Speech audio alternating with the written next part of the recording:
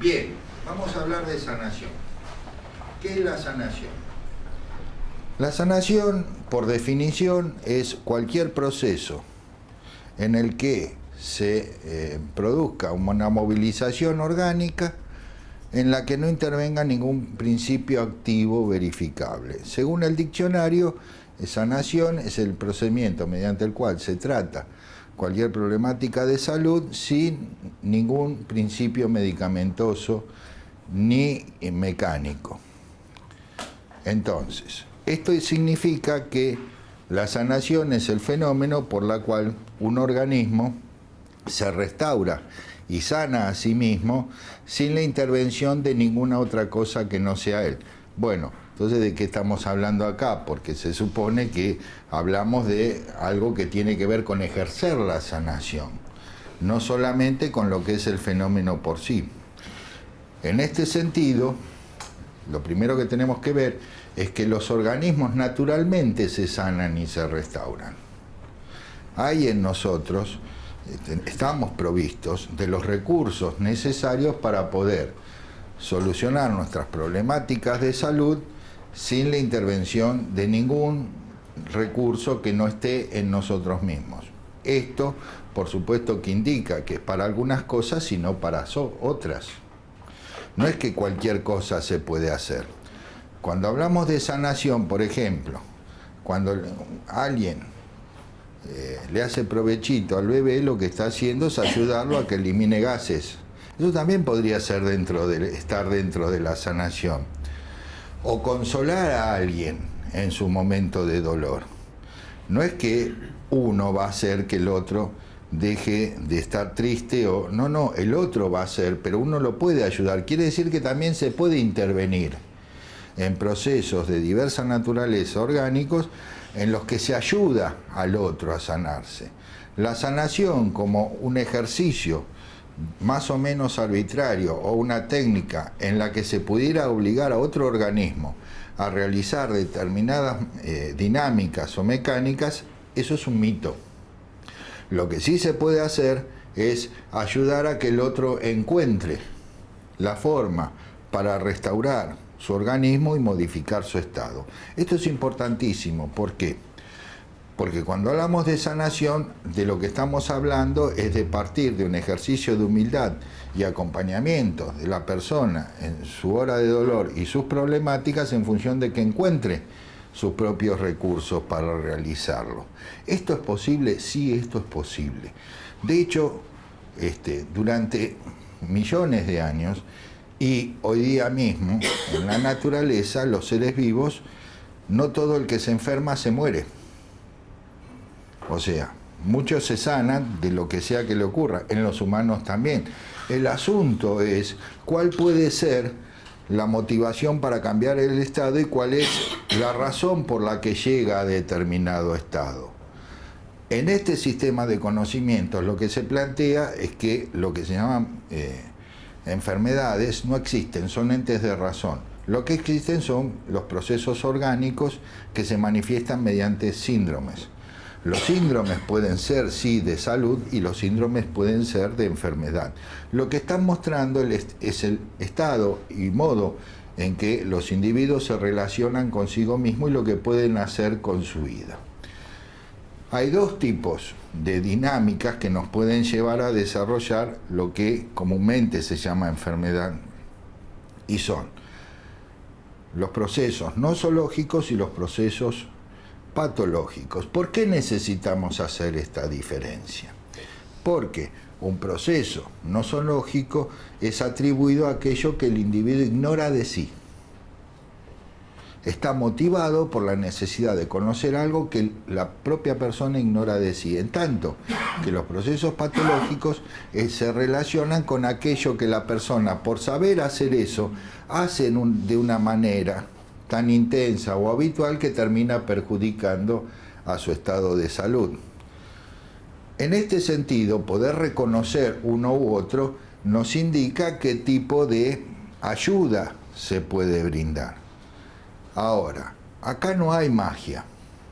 Hay algo que tiene que ver con el conocimiento de la naturaleza orgánica y la forma en que se puede ayudar a que la persona se motive a realizar un proceso que modifique su estado.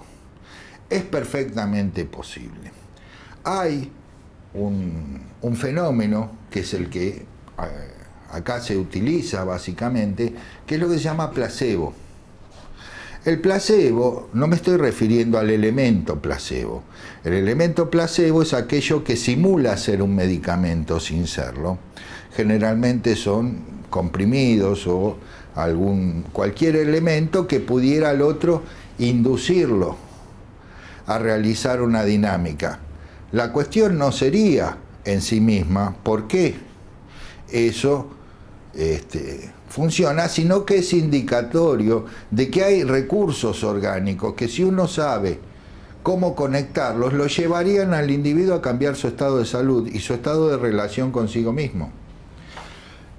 El asunto es un ejercicio de imaginación, es un ejercicio de autosugestión, no, es un ejercicio natural de las potencias orgánicas, porque insisto, todos los bichos en la naturaleza se restauran por sí mismos.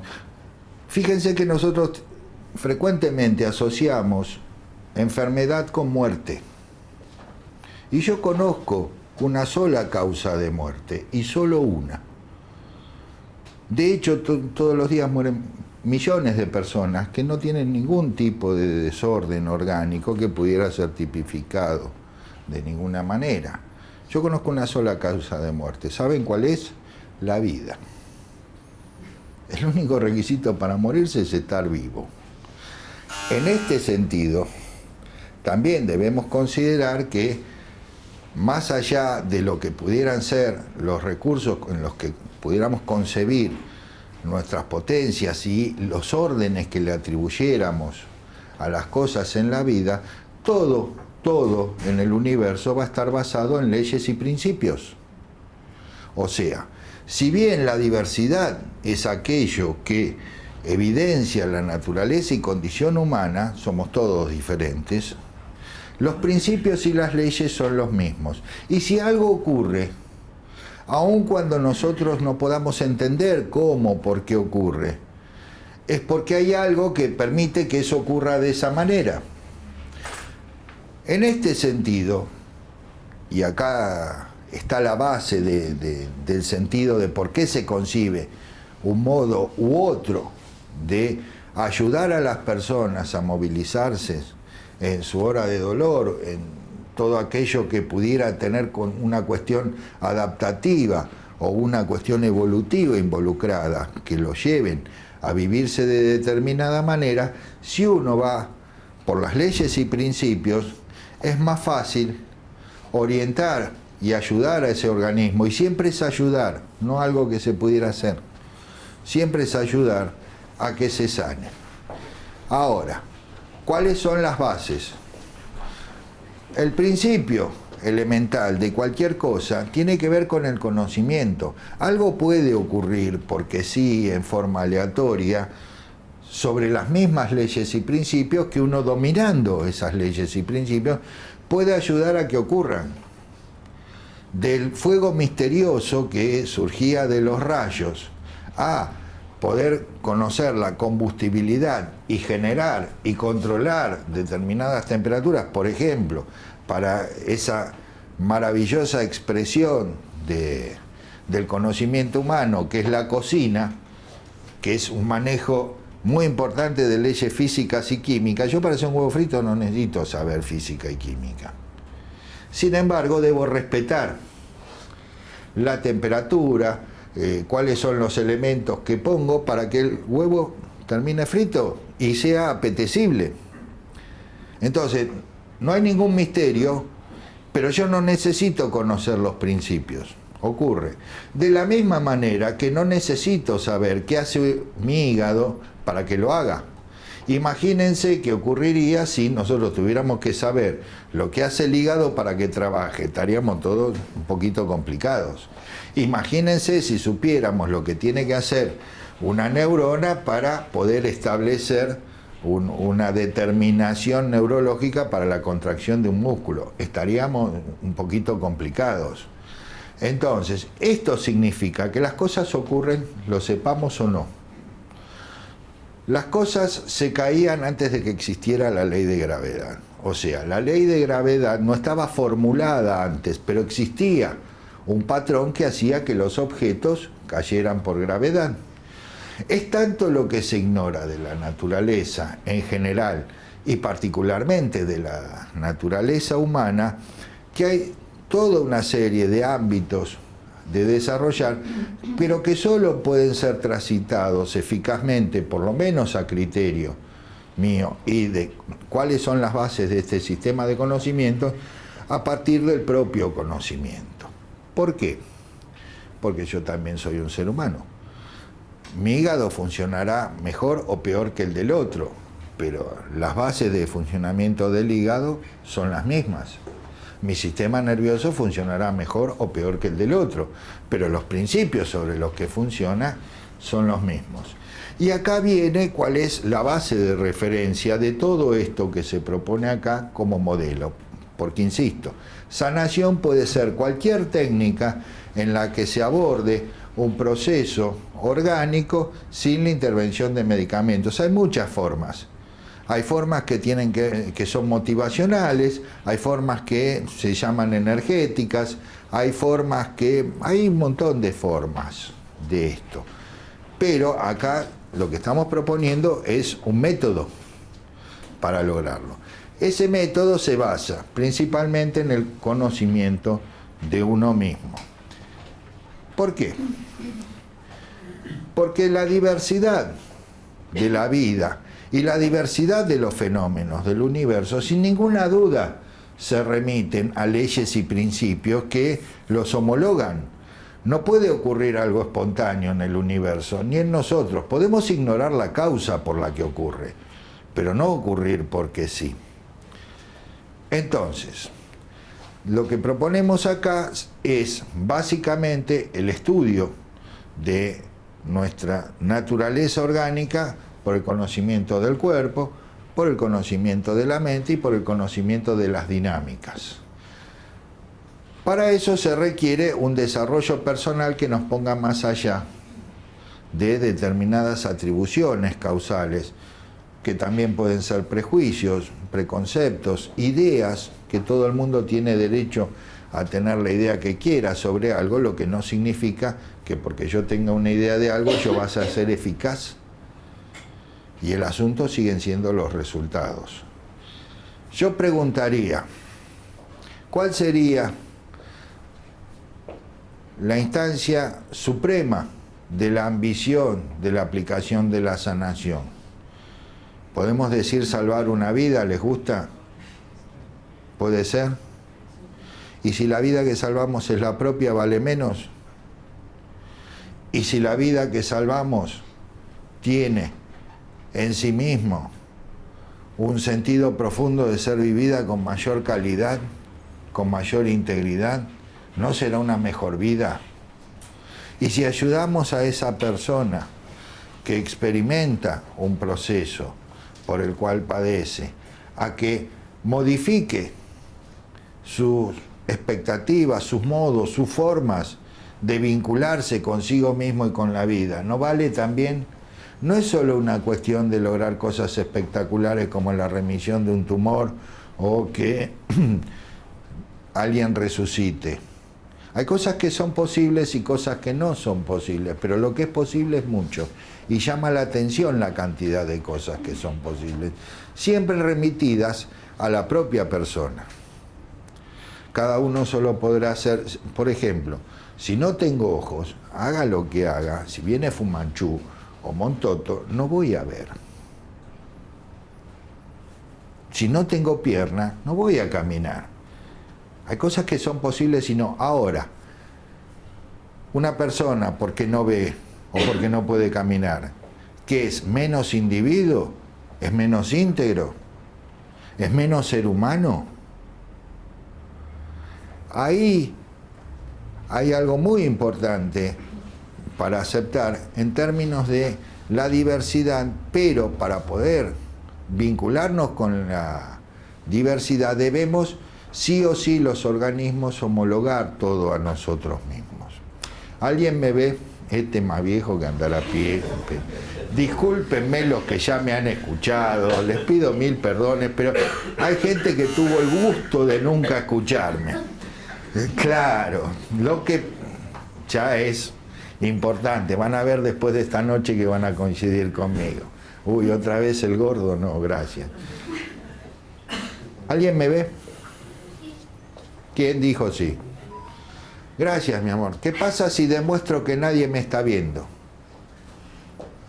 Si lo demuestro, dije. No estoy diciendo si hago un versito vistoso, un pase mágico, o estoy diciendo si lo demuestro. Física y fisiología. No jueguitos de magia. ¿Qué pasaría en ese caso? Algo se nos movería. Bueno, les voy a dar una noticia. Nunca vieron a nadie. No solo no me ven a mí, nunca vieron a nadie. Nunca vieron nada. ¿Por qué? Ahora lo voy a explicar. Para joder nomás metemos. Ahí me había comprometido a no dejar que saliera al barrio. Hola, dale.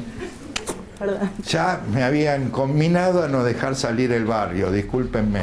Pero uno es quien es. Entonces, por ejemplo, si acá no hubiera luz, ¿me verían? Si no hubiera ninguna luz, ¿me verían? Bien, acabamos de demostrar que no me ven. Lo que ustedes ven es la luz que se refleja en mí. ¿Estamos de acuerdo? No a mí, no soy un ente luminoso. Seguimos, empeora. Empeora. Empeora de una manera que si lo aplicamos a todos nuestros sentidos nos da una idea de la responsabilidad que tenemos frente a nuestra concepción de las cosas y cómo las ilusiones vistosas nos pueden llevar a concebir la vida de una manera que no tiene nada que ver con lo real de la vida. Entonces, pasa flaco, dale nomás. Sí, por favor. Dale. Gracias. Ah, bueno, te doy un beso. La señorita que entró recién estaba para darle un beso. Vos también estás para darte un beso. No. No te quiero interrumpir. Después te pego un pico, no te hagas problema. Entonces, no me ven a mí porque lo que ven es la luz que se refleja en mí. Hasta ahí estábamos de acuerdo. Ahora, esa luz que se refleja en mí, ustedes la perciben como que se construye un ente que se ubica acá, o sea, perciben la luz acá. No, la luz solo la perciben cuando entró en sus ojitos, traspasó el cristalino y irrita a los conos y bastoncitos, los molesta. O sea, no me ven ni a mí ni acá. A partir de esa instancia, insisto en que empeora, esos conos y bastoncitos, al irritarse, tienen un pulso que deben descargar lo que reciben porque si no colapsan y viene lo que se llama encandilamiento. Ese pulso que larga los conos y bastoncitos, que son los receptores lumínicos del ojo, que están en la retina, cuando esa carga es transmitida al sistema nervioso central, se convierte en un estímulo de naturaleza electroquímica, o sea, un estímulo nervioso de naturaleza electroquímica. Lo que vemos en ese momento no es ni a mí, ni la luz, ni acá. Lo que estamos viendo es un fenómeno de naturaleza electroquímica que representa la magnitud de una carga. ¿Vamos bien? Vamos para el diablo, vamos, porque al final no sé de qué estoy hablando. Cuando esa carga llega a esta zona de mi cerebro, del suyo, del de los humanos, se producen cosquillitas en esa zona. A esas cosquillitas, por un fenómeno que se llama sinapsis, a esas cosquillitas, la mente de cada individuo, no el cerebro, la mente de cada individuo, conforme a sus características, particularidades, historia, agrado, desagrado, vinculaciones, relaciones con cualquier otra cosa que hubiera sido similar a eso que ve, la convierte en una imagen de mí o de lo que sea.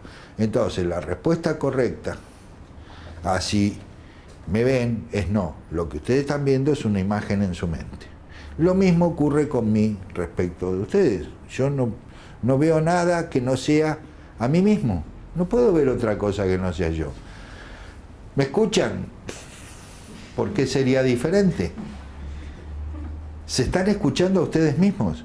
Lo que ustedes escuchan son imágenes acústicas que construyen ustedes y otra vez, conforme a su sapiencia, historia, modos, relaciones, donde conciben entes sonoros que tienen significado. Y tienen significado porque compartimos un código de referencia común que se llama lenguaje. Tovarish Karayot Punyemai.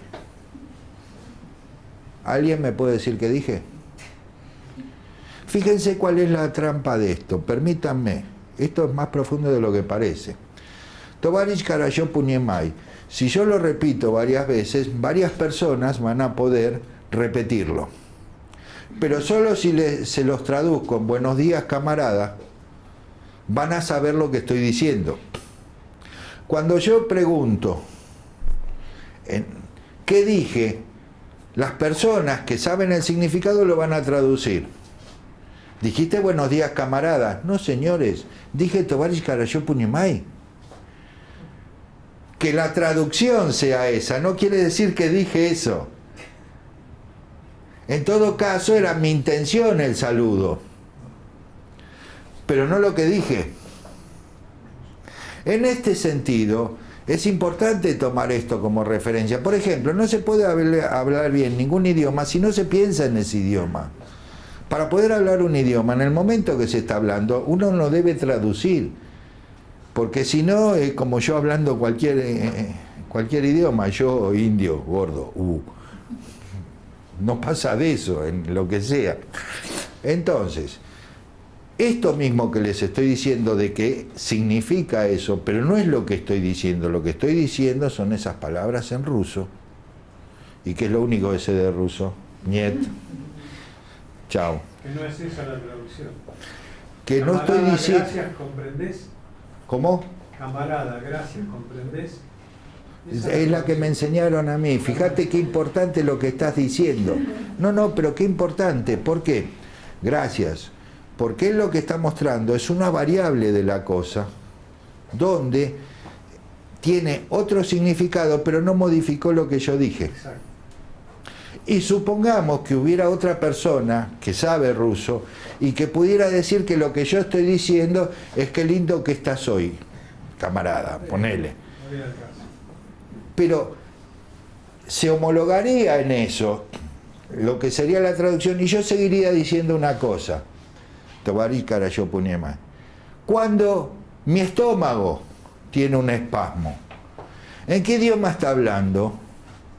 ¿Cómo lo interpreto? ¿Cómo lo homologo? Me está diciendo algo en lenguaje orgánico, en el lenguaje que puede actuar el estómago. ¿Cómo lo interpreto eso yo? Lo voy a interpretar con los recursos que tenga. Ahora, sin ninguna duda, alguna significación tiene el hecho de que haya un espasmo estomacal o en cualquier parte del organismo, me está indicando algo, me está diciendo algo, donde el problema es que yo lo quiera traducir al castellano, al ruso, al congolés. Me lo está diciendo en idioma orgánico.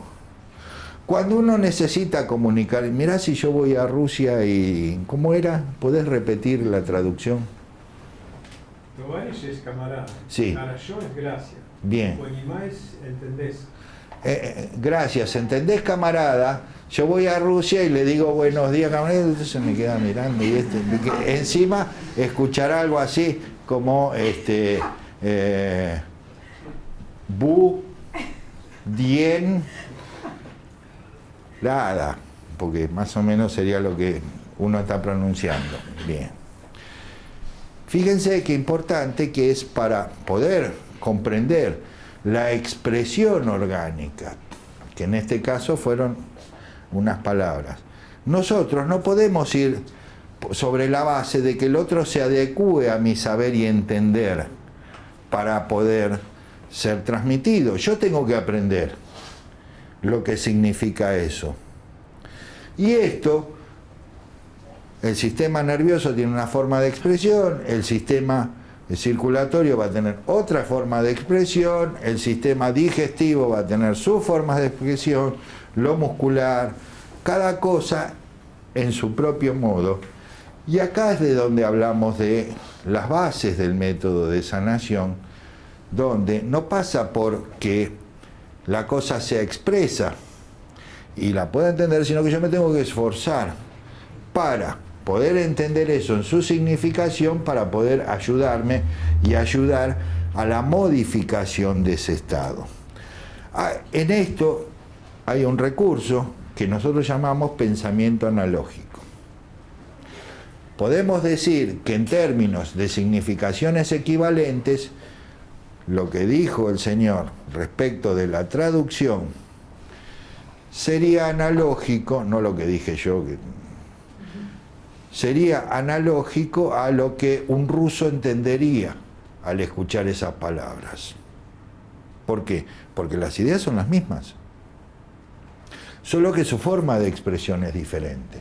El pensamiento analógico no es que yo simplemente que pueda vincular una cosa con otra, sino que pueda interpretar las formas de expresión de cada cosa. A ver, la sed, se llame como se llame en cualquier idioma, es un fenómeno particular. Ahora, ¿quién dijo que todos tenemos sed igual? Porque uno piensa en su sed y atribuye a que el otro tiene igual sed. Por ejemplo, el cómo me pica algo. Sí, lo llamamos picar. ¿Y a todos nos pica igual? ¿A todos nuestras estructuras funcionales responden y trabajan de la misma manera? No, cada uno en su propio modo. Pero, como otra vez estamos determinados por leyes y principios, esto indica que por remisión a esas leyes y principios, las formas son reveladoras de los procesos. Por ejemplo, me imagino que en estos momentos hay muchas personas acá que sienten alguna comezón en las piernas. Quieren rajar. O sea, la comezón, digo, claro. Hay otros que no se dan cuenta y hay otros muy educados que jamás. Entonces, el hecho de que siento una movilización en las piernas, una carga en las piernas, que no le doy la forma de huir, no elimina que la carga esté porque mi intención es rajar. Eso es analógico. O sea, el movimiento que siento de cargas en las piernas con mi intención de irme es analógico, es un fenómeno analógico. Significan lo mismo, solo que tienen una forma diferente. Y esa, y esa forma puede remitirse a parámetros convencionales, porque no nos queda otra cosa para poder comunicarnos, siempre y cuando entendamos que es solo una representación de cada cosa. Por ejemplo, si una persona siente necesidad de agredir a otra, ¿qué es lo primero que hace? Cierra los puños y aprieta la mandíbula. Entonces, el otro hizo así y te está puteando. Quiere hacer algo, pero su educación no se lo permite.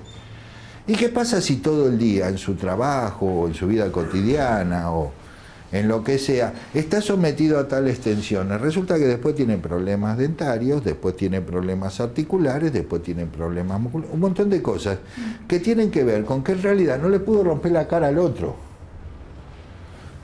Si una persona, por ejemplo, no entiende algo, se va a sentir confusa. Ahora, esa confusión también puede ser que le produzca que se le corte la digestión, porque incide sobre el trabajo hepático.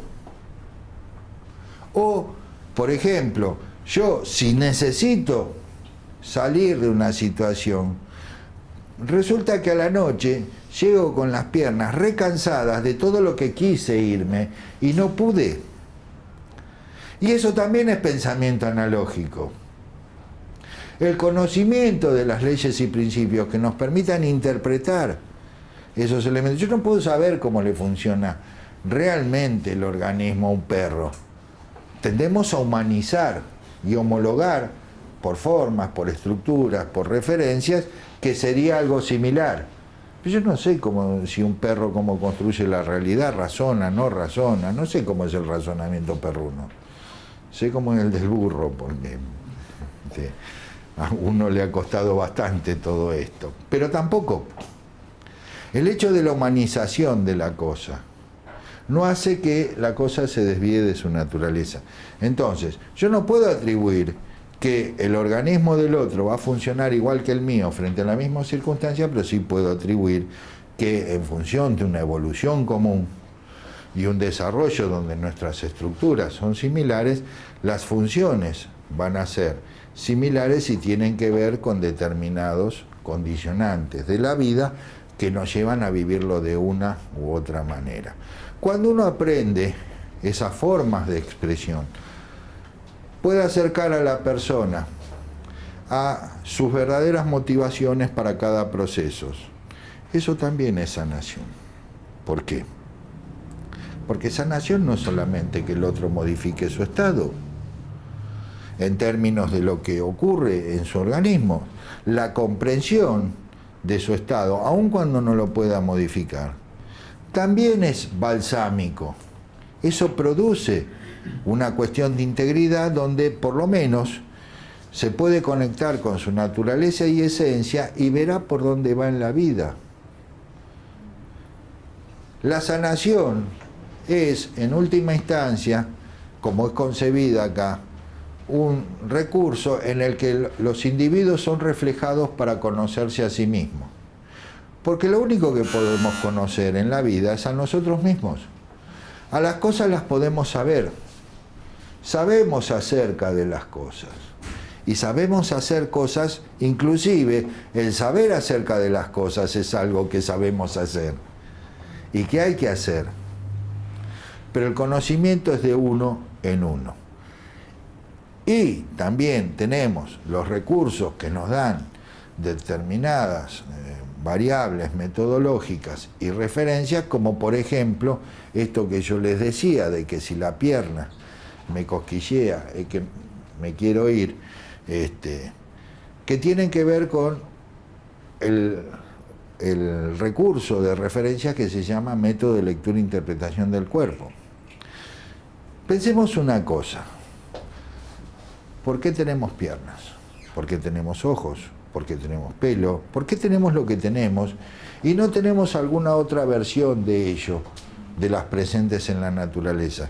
¿Por qué una especie se forma como se forma? Y con los millones de años de evolución, ¿la naturaleza será idiota que nos hizo a nosotros para que desarrollemos bombas atómicas? No.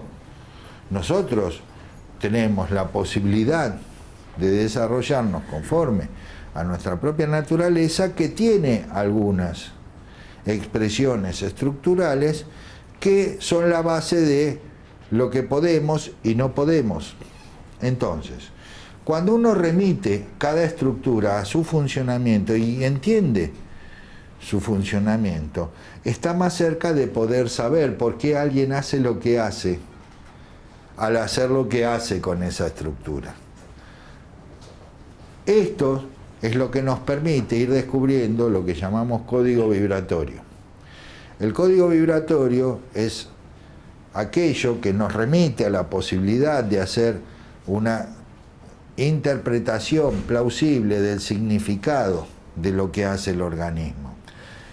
Son las formas en que el cuerpo y la mente se desarrollan.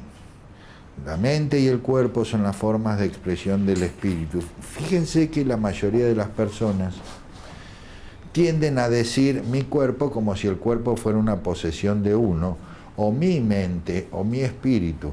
Para que haya posesión y pertenencia debe haber agenitud. ¿Por qué? Porque si yo interpreto a mi cuerpo como que no es algo mío, una posesión, sino que es una expresión mía, paso a ser soy cuerpo. no es mi cuerpo, es yo cuerpo.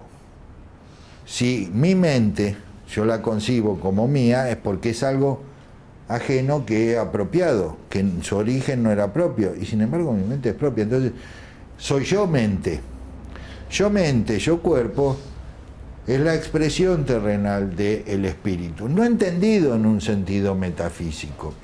El problema es cuando al espíritu se lo pretende remitir como una suerte de ente celestial, que está más allá del olor a patas, o otra vez me salió el barrio, o de cualquier otra condición humana, y con lo cual podríamos preguntar por qué olemos como olemos, que olemos bastante mal, gracias a Dios, los humanos. Pero es lo que hay. Entonces, si nos damos cuenta de la integridad, si podemos experimentar la integridad, si nos damos cuenta de la integridad del otro, en el estado cual fuere la integridad del otro, y aquello que pudiera presentar una franja inarmónica con su mejor modo de expresión, por ahí podemos ayudarlo a que trabaje lo suficiente como para ubicarse en ese modelo de integridad y armonía. ¿Cómo?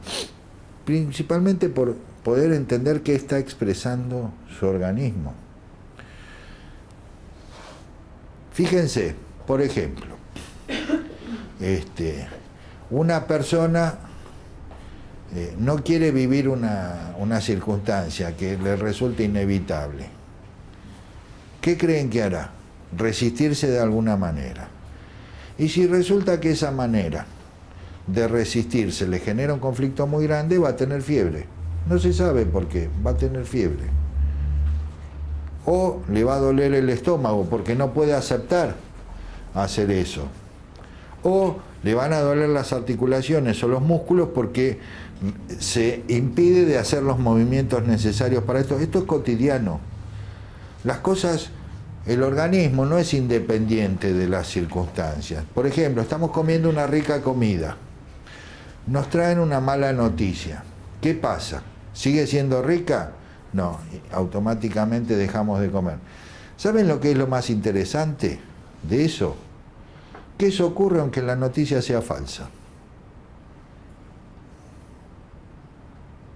O sea, uno podría interpretar, pasa algo serio que me compromete, atañe, afecta, o como lo quieran llamar, cambio mi interés orgánico, es natural, es comprensible. ¿Y por qué si fuera falso pasa lo mismo? Por esto que vimos al principio. Solo nos percibimos a nosotros mismos, somos entes autistas los humanos. Solo nos vemos a nosotros, nos oímos a nosotros.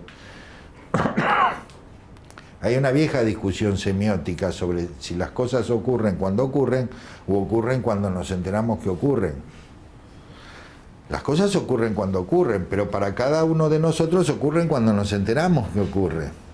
Porque nosotros la hacemos ocurrir en una recreación de la cosa que es la cosa en nuestro modo. Supongamos que ocurre algo en la calle, hay un accidente, para hacerlo más fácil, algo muy puntual. Y estamos todos nosotros ahí. Va a haber 50 versiones de lo que pasó. No es que va a haber una versión objetiva explicada de distintas maneras. No. Va a haber 50 versiones más o menos objetivas de cada uno. Lo que para cada uno es eso. El hecho en sí es independiente de cómo podamos percibirlo y concebirlo. Y si a las personas le vamos preguntando una vez por semana sobre lo que pasó, va variando el relato. Ahora, fíjense qué interesante que es esto, que tiene que ver con algo que en sus formas más extremas podríamos llamar implantes de memoria, que lo mismo hacemos con nosotros cuando concebimos nuestra vida, de un montón de cosas que nos pasaron, que no nos pasaron, que fuimos sobre interpretaciones de eso que nos pasó, haciendo variables en la recapitulación, y eso que era de una manera en realidad era de otra, pero que por ahí no tiene nada que ver con lo que efectivamente ocurrió. Como desde la fuerza maravillosa de unos púberes despertándose a sus potencias orgánicas, termina eso acotado a nociones de bien, mal, adecuado, inadecuado. ¿Cómo nos vamos deformando en la vida? ¿Cómo vamos corrompiendo nuestra naturaleza en función de adecuarnos? ¿Adecuarnos a qué? A aquello que sea nuestro medio de pertenencia. ¿Por qué es para nosotros importante eso? ¿Cómo construimos la historia de cada uno? Muchas veces es solo una ilusión. Nuestra historia puede ser solo una ilusión. Es interesante ver, por ejemplo, lo que pasa con las personas que migran. El viejo dicho, nadie es profeta en su tierra. Cómo las personas cuando migran, cuando se van a vivir a otro lado, se construyen una historia de un modo que por ahí vos decís, pero este tipo está delirando. Yo no sé si es un delirio, yo lo que sé es que ocurre. O se queda pegado al que era y a los 6 meses se vuelve. O cómo desarrolla talentos y capacidades que no podía cuando lo miraba otro. Y según quien lo miraba, cuando las miradas están dentro nuestro, nos maltratamos tanto, en función de pertenecer, en función de hacer buena letra, en función de ser lo que no sé quién espera que nosotros hagamos, seamos. Como yo puedo actuar de determinada manera conforme a códigos. Lo que no puedo hacer es que me guste o que me disguste por sí. A ver, yo me puedo comer la comida que me indican los nutrientes específicos para... Lo que no puedo hacer es obligarme a que me guste o que me disguste. Como no puedo hacer que algo por sí sea amoroso u odioso. Ese es el yo. Ese es quien yo soy. El otro es el que se adecúa a lo que se espera de uno. Y estamos llenos de eso, porque nuestra vida está llena de artificialidad. Y cuando hablamos de sanación, no podemos hablar de artificialidad, porque lo único que tenemos es lo que tenemos nosotros como recurso. Claro que eso no significa que sepamos que lo tenemos, y que necesitamos de un entrenamiento para poder desarrollarlo. Nada ocurre porque sí. Todo tiene un sentido, un propósito, un significado. El asunto es si somos capaces de interpretarlo, y si lo interpretamos mal, pero el significado no sirve, también vale. No interesa. Interesa qué me produce a mí, qué le produce a cada uno de ustedes una instancia. Si en este momento a alguien le interesa lo que estoy diciendo, qué buen momento. Y si alguien se aburre, por Dios, discúlpenme, pero no puede haber algo que a todo el mundo lo afecte de la misma manera. Cada uno es único, irrepetible. Y esto tiene que ver con el modelo de sanación que se propone acá, que podríamos decir que los que trabajamos de esto, trabajamos de espejo. Acá no hay ningún protagonismo. Uno es un espejo que lo refleja al otro, permanentemente. En función de que se conozca, se acepte, si puede. Y si no quiere aceptarse, no se aceptará, va a tener un problema, pero hay que buscar. El asunto es que se conozca y asuma ese conocimiento de sí. Esta es la propuesta. Esta propuesta viene acompañada de todo un concepto sumamente novedoso respecto de la naturaleza y condición humana, de las formas de expresión de los organismos. Está mareado. Dale agua. Dale agua. No se asusten. No se asusten. Es solo que el exceso de información desinforma. Y lo que él experimenta es hipoxia por tensión, en función de la atención que estaba poniendo y de no poder procesar, porque es muy chiquito, no poder procesar lo que estamos charlando. No se preocupen, que no es más serio que eso. Entonces, no, y si no se hubiera caído ahí. No, aparte convengamos que ahí hay un seleccionado importante. Yo si hubiera sabido le hubiera dicho que ahí no se meta, pero eso es otro tema. Sí, anda tranquilo. Entonces, el tema son los recursos. Nosotros partimos de una concepción totalmente novedosa del organismo, en todos sus aspectos, en función del pensamiento analógico y los años de investigación dedicados precisamente a los procesos orgánicos. Por ejemplo, los dientes, ¿qué son? ¿Son para comer? Son interpretado desde acá, son la expresión de la agresividad interna de los individuos. Son las estructuras de expresión de la agresividad interna de los individuos, que pueden ser para comer o para lo que sea. Le podemos sacar un cacho a alguien si no nos gusta mucho de paso. Son armas. Las uñas, ¿qué son? Fuerte, fuerte. Claro, mi amor, pero la agresividad para afuera, no la interna. Esto me afecta en la agresividad que yo vivo conmigo mismo. Las uñas es cuando experimento conflictos de agresividad con el afuera. Entonces, que la uña esté más dura, menos dura, más flexible, me está diciendo cómo me vinculo con las tensiones, presiones, con las cargas que yo concibo que tienen que ver con el medio. Entonces ya no son una sustancia córnea que recubre la punta. No. Son una expresión muy importante de mi naturaleza, que si yo me puedo comunicar con ello, o puedo ver en el otro qué ocurre con ello, me está dando información muy valiosa de sus procesos. Este modelo es tan loco que, por ejemplo, se plantea que el sistema de coronarias y todo el sistema vascular es parte del sistema nervioso. A ver quién me lo discute eso. Perdón, estoy hablando con sustento,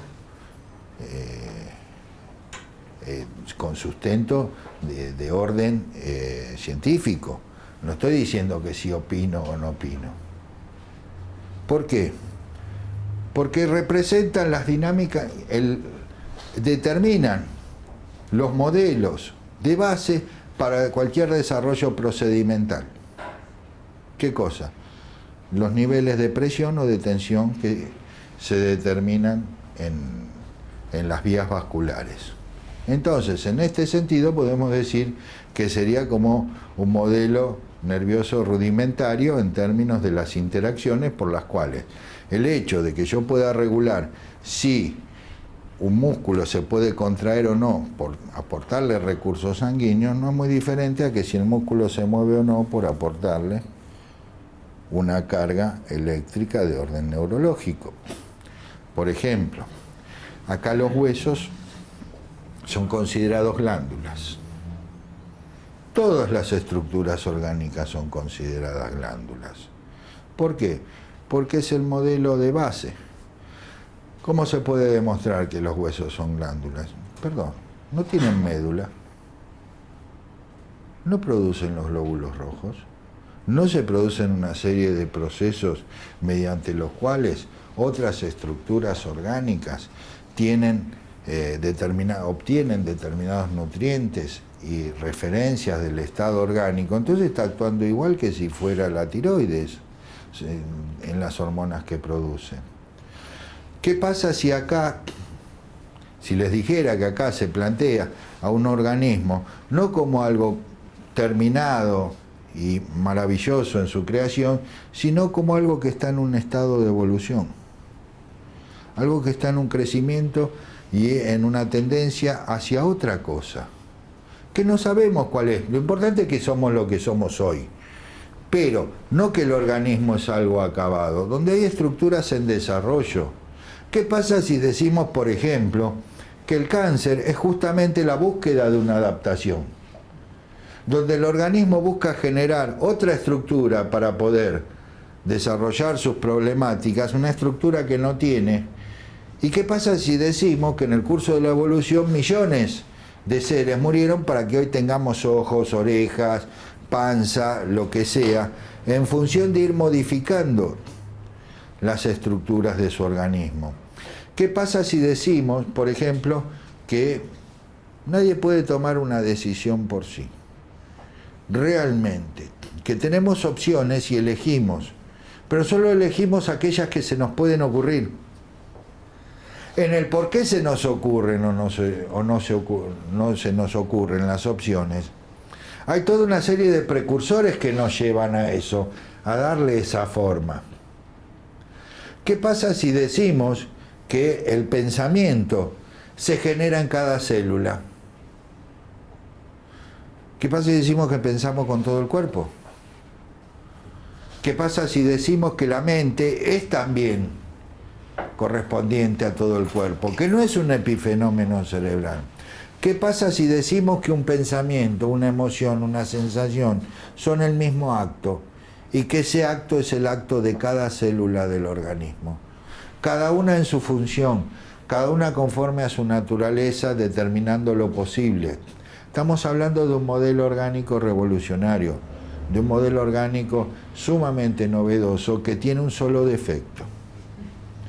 Se demuestra en la práctica que esto funciona. O sea, estaría fenómeno si fuera solo algo vistoso de lo que, pero podemos demostrar en la práctica que esto funciona.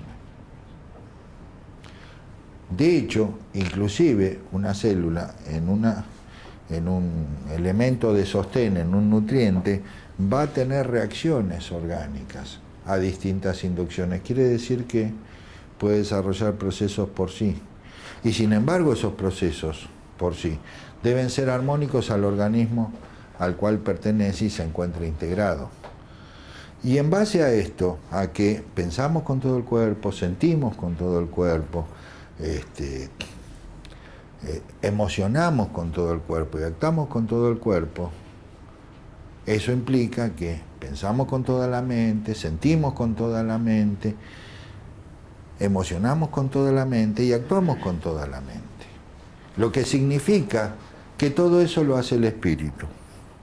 El espíritu entendido como un ente natural portador de la vida, no una entelequia metafísica. Aquello que dota de vida al organismo, no un ente celestial que anda por ahí haciéndome más bueno, como si los espíritus tuvieran que ser buenos, y si los espíritus son tan buenos, ¿por qué nosotros somos lo que somos? No, digo, porque muchachos, si nos ponemos en plan de sinceridad, no somos lo más bonito. Pero, fíjate el día en que la especie pueda admitir que cada uno en su forma y en su diversidad, en su absoluta sinceridad, sea lo más bonito. No nos damos cuenta de la maravilla que somos cada ser vivo. No nos damos cuenta que cada uno es algo que nunca existió ni existirá, que hubo miles de millones de seres que dieron su vida para que lleguemos hasta acá, que tenemos el derecho, solo por haber nacido, a la paz, a la felicidad, a todos los bienes que nos puede dar una vida bien vivida, cuando trascendemos las ilusiones y dejamos de lado todo el debería y vamos por nuestra integridad. En este sentido, creo que el aspecto más revolucionario de este modelo de sanación tiene que ver precisamente con las bases de cómo concebimos el organismo en función de alcanzar la plenitud, más allá de que si le pone o no le pone las manos a otro, qué sé yo,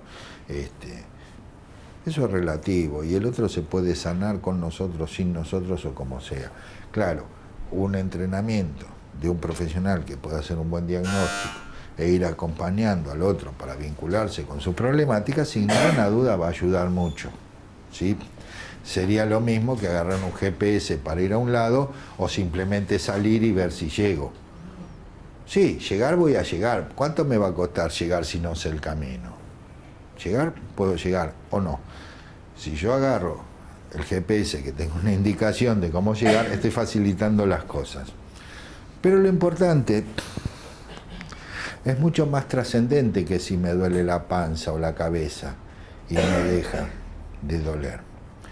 Lo que estamos planteando acá, fíjense ustedes, parece una suerte de regresión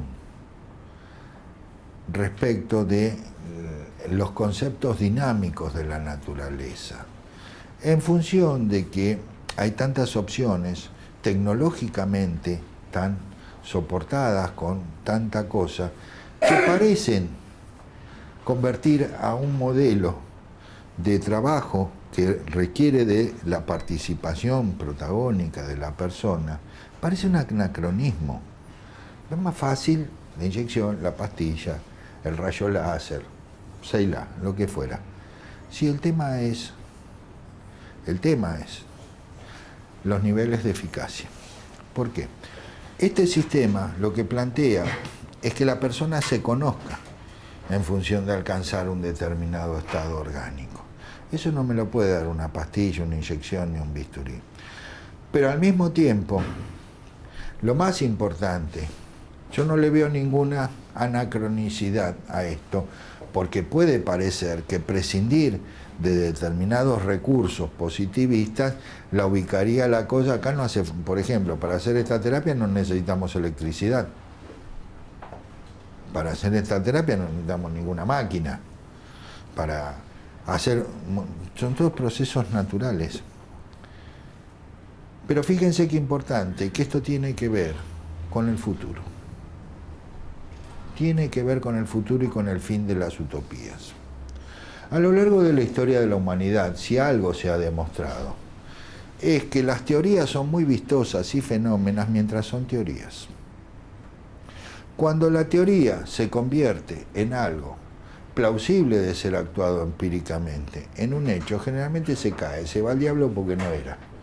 E insisto, esto se saca de ver cómo en la historia de la humanidad hubo tantos paradigmas de cómo debían ser las cosas que después no son. Y yo estoy planteando algo a futuro.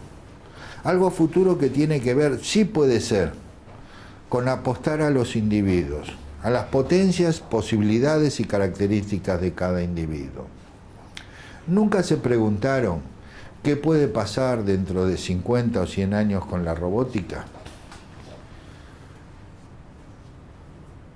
Nunca se preguntaron de qué carajo vamos a vivir. Ay, otra vez el barrio. ¿Qué vamos a hacer? ¿Qué va a haber? ¿Un Estado que nos traiga la sopa a casa? Mediante un dron que aterrice y nos traiga la sopa porque somos unos inútiles que no servimos para nada porque las máquinas hacen todo. Hoy día, con el atraso tecnológico y la ignorancia que hay sobre la física, se podrían robotizar todos los trabajos que hacemos los humanos, todos los trabajos físicos, por supuesto que en desmedro de la calidad. ¿Dónde hay un buen tornero? Yo no sé, desaparecieron los plomeros que sepan. ¿Dónde hay un buen electricista? Viejos, todos con unos títulos, porque ahora tienen que tener títulos para todo. ¿Te das cuenta? Y sí, pero vienen y te hacen unos desastres, que vos decís, me está jodiendo, lo hace a propósito, ¿cómo cuernos es esto? ¿O será que ahora la cosa pasa por cambiar piezas nada más? ¿Dónde está la creatividad? ¿Dónde está el trabajo humano? ¿Dónde está la calidad en el trabajo? Yo no dudo que una máquina lo pueda hacer muy perfecto, pero no sé si una máquina tiene la sensibilidad para poder hacerlo bello. No la tiene, ni la va a tener. Entonces, de lo que se trata esto también es de apostar a un futuro donde los humanos no seamos simplemente algo vistoso que en algún momento hasta puede ser inconveniente. Fíjense estos delirios futuristas como Terminator y eso, no es tan delirante planteado así. No es tan delirante la inutilidad de los seres humanos, cosa con la que yo concuerdo, porque somos bastante inútiles, gracias a Dios, pero eso no quita el derecho a vivir. Y este modelo de sanación y el desarrollo que requiere tiene que ver con una apuesta a futuro, a modelos donde los individuos puedan ir al pleno de sus capacidades y facultades, integrándose con su naturaleza, para ejercer con dignidad e integridad su derecho a la vida. ¿Alguien quiere preguntar algo? Cualquiera. Señoras y señores, muchísimas gracias por haber venido. Gracias.